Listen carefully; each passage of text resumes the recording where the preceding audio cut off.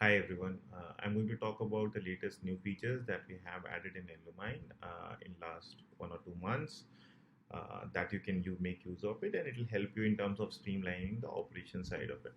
So one of the first thing that I would like to talk about is one stat that we have added on the dashboard, which allows you to see if any student has been absent in more than 3 days. You'll be able to see it there, and clicking on that, you'll be taken to the leave page where you can see who is on the leave today, and below the name of the students who has been absent for continuously 3 days in the school.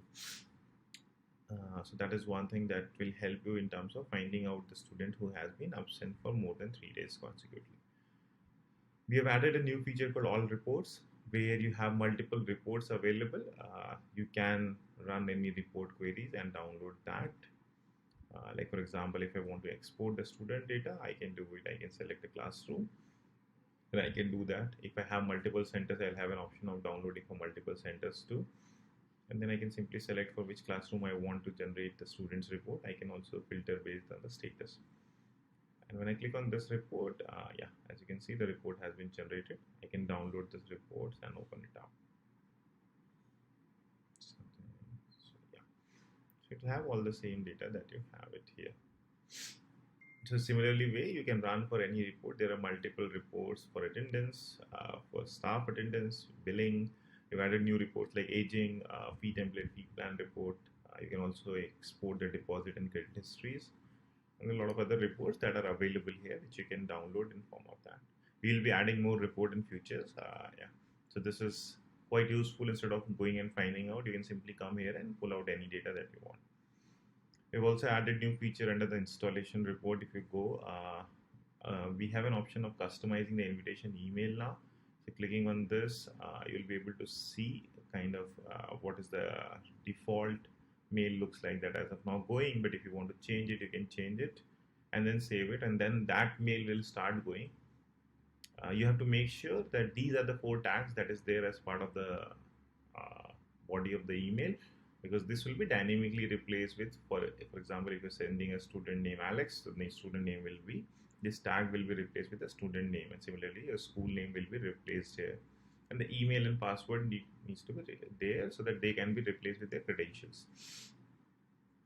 And also we have started showing the delivery reports of the email. So when you click on that, it will show you the log when you have sent the invite and what was the status of that invite for. So all that data you will be able to see by clicking on that here. It will show you whether it has been bounced or delivered or not delivered, like that. I think I have sent it to a lot of them, so it's not loading. Yeah. We have also done a change of setting section. Earlier there were a lot of settings under here, which will soon deprecate from here and will be only available here. And we have created new sections where you can see all the settings. Say this is the activity where all the settings related to activities are present, like enable a disable activity, enable disable comments in what a particular activity, add a new custom activity, or even customize the settings for a particular activity. Let's say for diary, I want to enable a file upload to be there or a photo video to be there, so I can select that. I want to skip approval for this particular activity even though they do not have permissions directly approval, but for this activity there will be exception, it will automatically go to the parent, so you can do that.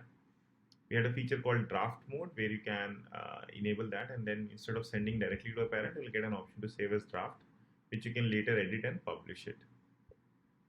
We also have a feature of tagging the lessons and the milestones that has been done today while doing the activity. So by enabling that, you get that options.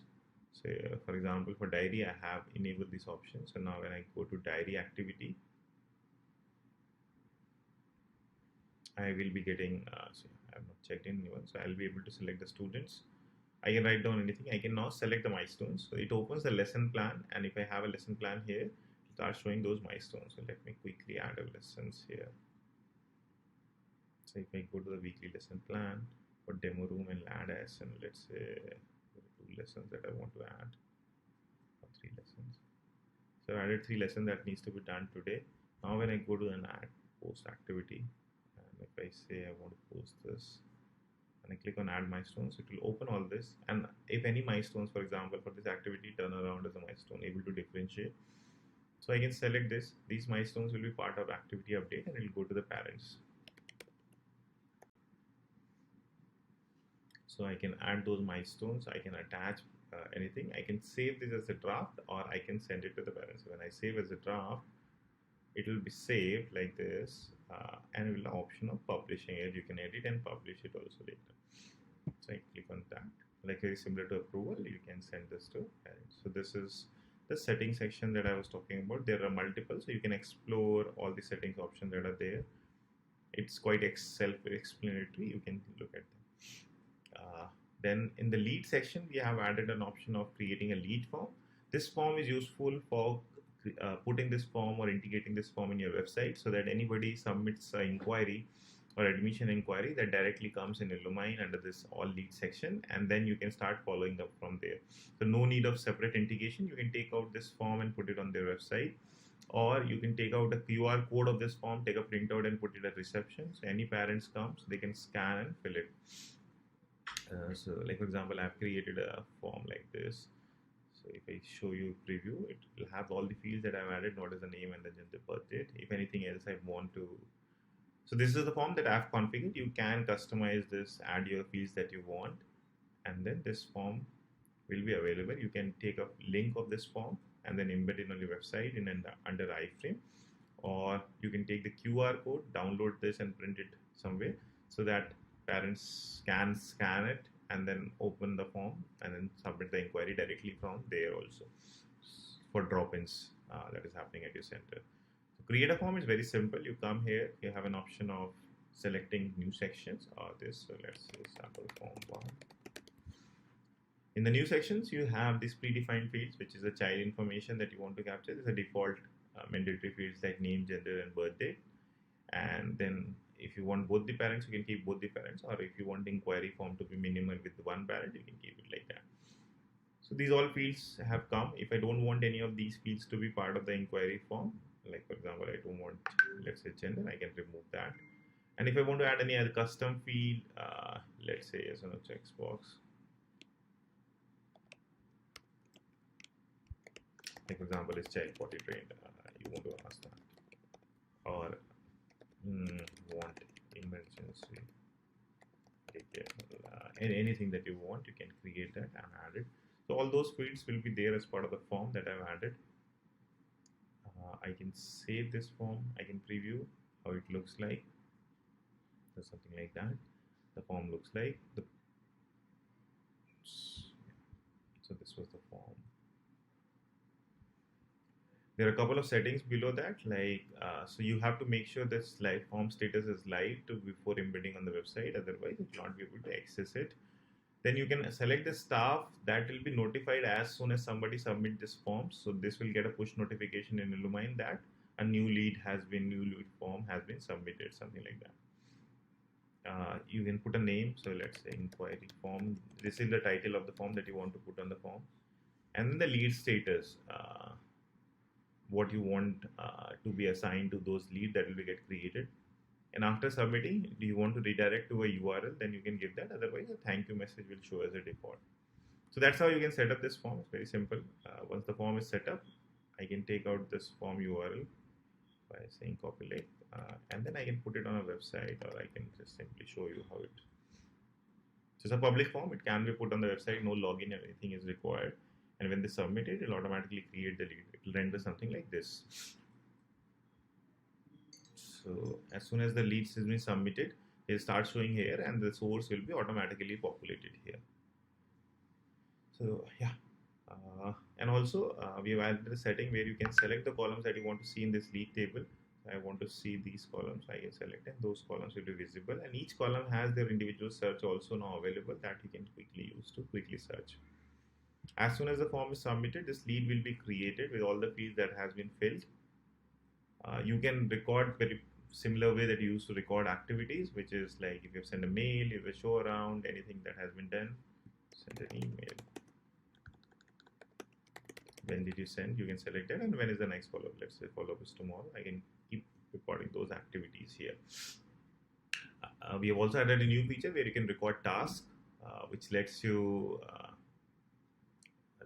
add the task to follow up or remember. So you can simply click on this task. When is the due date? You can also categorize them by different labels. So under labels, you have you can define the labels, and then you can also assign it to a particular staff that this task needs to be done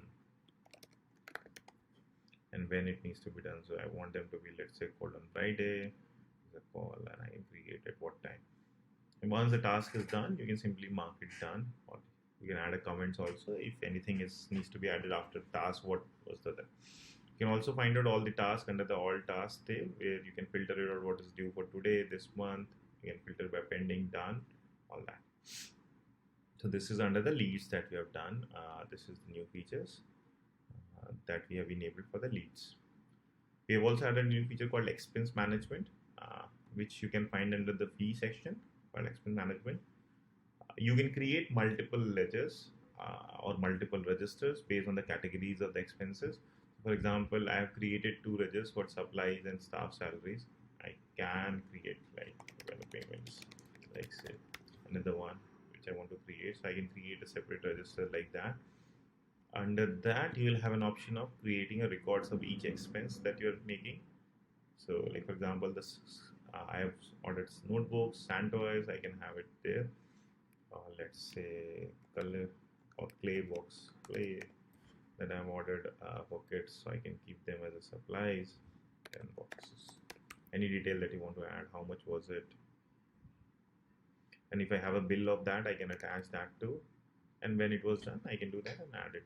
So that way you can keep maintaining the logs of all the expenses under this page. All the expenses here. You can filter them by whatever the labels or the categories that you have done here. And you can also download this Excel of all the expenses from here, or download this Excel of all the registers from here. So that lets you manage the expenses and keep the track of those expenses. We also have a feature called applications, which we have recently released. It can be used for multiple scenarios. One is like if you want to, this is for existing parents that is already your, like their kids are coming to your center. You want them to request some documents from them. You want them to sign a contract like a fee or a terms and condition or anything, or you want to run a survey. All that can be achieved through this new application forms. By clicking on this new application form, you can simply create a new form, form 1. So if and clicking on field, it's just like creating a Google form. You can select the type of the fields that you want to be there in the form, like it's a number, text box, yes, no, checkbox, drop down. Drop down is a select list, multi-select list, instruction for parent that you want to keep in the form itself. And sections is basically a group of fields that you want to create. You want to pick them a date, and you want them to put a digital signature. All that can be done. So let's say sign, and I want them to upload documents, so I can simply select a document request. Let's say vaccination certificate, so, and this is mandatory. I want them to upload it, keep it digital signature. I can also keep that mandatory. Again, similar to the lead form, it's a draft and the lead's live status. I can keep it live, and who all will get notification when the form is submitted. I can do that. There's also a setting called says allow parents to initiate application. So this is for the forms that is available to always available to parents to get started instead of you sharing it to them. You can use this settings. Once it's there, I can simply save that. I can also preview it how it looks like. So that is how something it look like. I can change the order also. So I can put this file selection first and then signature. And then once the form is ready, I can simply click on this option and say share. And then I can select the student and share that. And then parents will be able to see it and fill it. You can also then track how many submissions are done, how many pending are done, how many has been under the review and approved and rejected like that. So for example, one is under the review. I can click on that and see this data. I can click on that and view what was the submissions look like. So if they've attached the file, they've attached the digital signature. I can approve that, reject that. Yeah. Quite useful feature you can use for multiple scenarios. Yeah. So these are the all new features that we have recently added. Please try, and if you have any questions, reach out to us.